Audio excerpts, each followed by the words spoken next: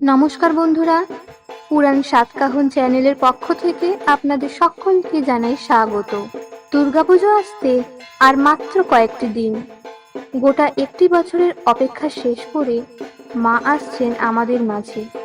কয়েকটি দিন মা দুর্গার সাথে সাথে আমরাও আনন্দে মেতে উঠব। নতুন পোশাক, মণ্ডপে মণ্ডপে মা দুর্গাকে দর্শন করতে যাওয়া, নানা রকম খাওয়া দাওয়া, সবকিছু নিয়েই আনন্দে মেতে উঠি আমরা। প্রতিমা গড়া, প্যান্ডেল সাজানো, ঢাকের বাদ্যি, আরতির শঙ্খধ্বনি, সব মিলিয়ে চারিদিকে এক উৎসব মুখর পরিবেশ। কিন্তু এই উৎসবের আলোয় অনেকের জীবনে অন্ধকারের ছায়া লুকিয়ে থাকে। দুর্গাপুজো সকলের জন্য আনন্দের নয়, অনেকের জন্যই এই সময়টা হয়ে ওঠে বিষাদের, বিশেষত তাদের জন্য যাদের অর্থনৈতিক কষ্ট রয়েছে। দৈনন্দিন জীবনযাত্রার খরচ চালাতে যারা হিমশিম খায়, তাদের জন্য এই বাড়তি খরচ অনেক সময়তেই অসহনীয় হয়ে ওঠে। পুজোর দিনে নতুন পোশাক না কিনতে পারা বা পরিবারের প্রত্যাশা পূরণ না করতে পারা তাদের জন্য মানসিক চাপের কারণ হয়ে দাঁড়ায়। দুর্গাপূজার সপ্তমীর দিনকে অত্যন্ত শুভ হিসেবে ধরা হয়। দুর্গাপুজোর প্রত্যেকটি দিনই অত্যন্ত শুভ, কারণ এই সময় মা আমাদের সঙ্গে থাকেন। দুর্গাপুজোর সপ্তমীর দিনটি বিভিন্ন উপাচার বা টোটকার জন্য অত্যন্ত শুভ দিন হিসেবে ধরা হয়, বিশেষত অর্থনৈতিক সমস্যা সমাধানের জন্য। জ্যোতিষশাস্ত্র মতে এই দিন কিছু বিশেষ উপাচার ও টোটকা পালন করা গেলে অর্থকষ্ট দ্রুত আমাদের জীবন থেকে দূর হতে পারে। দেবী দুর্গার আশীর্বাদ পেতে বাড়িতে সহজ কিছু পদ্ধতি বা উপাদান ব্যবহার করলে মা দুর্গাকে আমরা প্রসন্ন করতে পারি। জীবনে সুখ সমৃদ্ধি ও আর্থিক উন্নতি তা বয়ে আনে। তাই সপ্তমীর এই শুভ মুহূর্তে বিশেষ কিছু উপাচার বা পদ্ধতি মেনে চলা অত্যন্ত ফলপ্রসূ হতে পারে। এই সম্পর্কে বিস্তারিত আলোচনা করব, তবে তার আগে আপনি যদি আমাদের চ্যানেলে নতুন হয়ে থাকেন, তবে এই ধরনের সমস্ত গুরুত্বপূর্ণ বিষয়ে তথ্য পেতে আমাদের চ্যানেলটিকে সাবস্ক্রাইব করুন এবং মা দুর্গার অশেষ কৃপা পেতে কমেন্টে লিখুন জয় মা দুর্গা। প্রথমে যে টোটকাটির কথা আমি বলবো সেটি হলো শিউলি ফুল দিয়ে করা একটি বিশেষ উপাচার। শিউলি ফুল মা দুর্গার ভীষণ প্রিয়।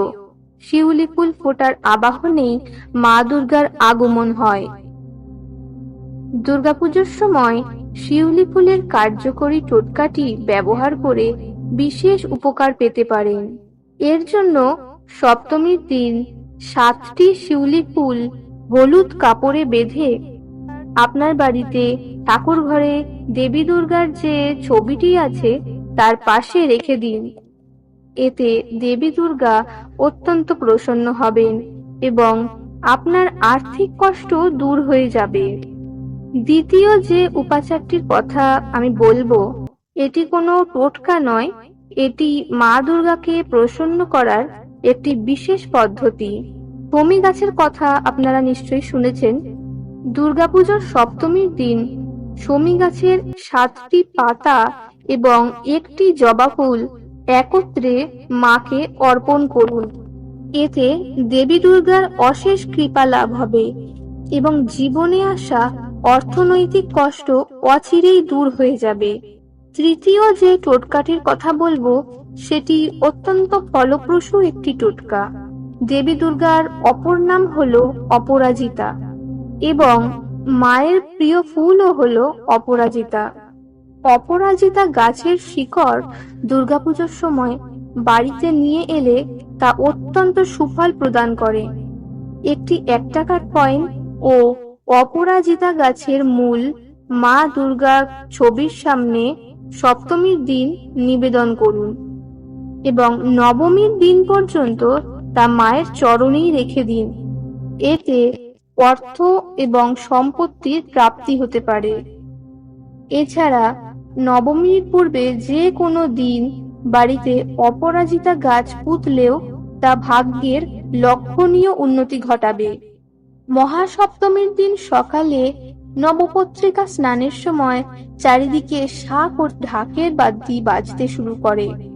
সেই সময় যদি মা দুর্গাকে 7টি লাড্ডু নিয়ে তাতে 7টি লবঙ্গ বসিয়ে অর্পণ করেন তবে তা অত্যন্ত সুফল দেবে। লবঙ্গ গাঁথার সময় 7টি লাড্ডু নিয়ে সেই 7টি লাড্ডুর মধ্যে লবঙ্গগুলি এক একটি করে গেঁথে দিন এবং লবঙ্গের ফুলটি যেন বাইরের দিকে থাকে সেইটি নিশ্চিত করুন। লাড্ডুগুলি একটি তামার পাত্রে রেখে মায়ের সামনে নিবেদন করুন এবং ধূপ ধুনো কর্পূর দিয়ে পূজা করুন। জ্যোতিষ মতে এটি অর্থকষ্ট দূর করতে সহায়ক হবে। এই পবিত্র সময়ে এই টোটকা পালন করা অত্যন্ত ফলপ্রসূ। মা দুর্গার আশীর্বাদে সমস্ত বাধা কেটে গিয়ে সংসারে শান্তি প্রতিষ্ঠিত হবে এবং আপনার টাকা পয়সার বা অর্থনৈতিক যে সমস্যা রয়েছে সেই সমস্যাটিও অচিরেই কেটে যাবে। বন্ধুরা, আশা করি এই ভিডিওতে বলা যে টোটকা বা বিশেষ উপাচারগুলি এগুলি আপনার জীবনে উন্নতি ঘটাতে সহায়ক হবে। এই রকমই সমস্ত ধার্মিক ও পূজাপাঠ সংক্রান্ত বিষয়ে গুরুত্বপূর্ণ তথ্য নিয়ে আবার হাজির হব পরের ভিডিওতে। সকলকে জানাই দুর্গাপুজোর আগাম শুভেচ্ছা। মা দুর্গার কৃপায় সকলে ভালো থাকুন। কথা হচ্ছে পরের ভিডিওতে।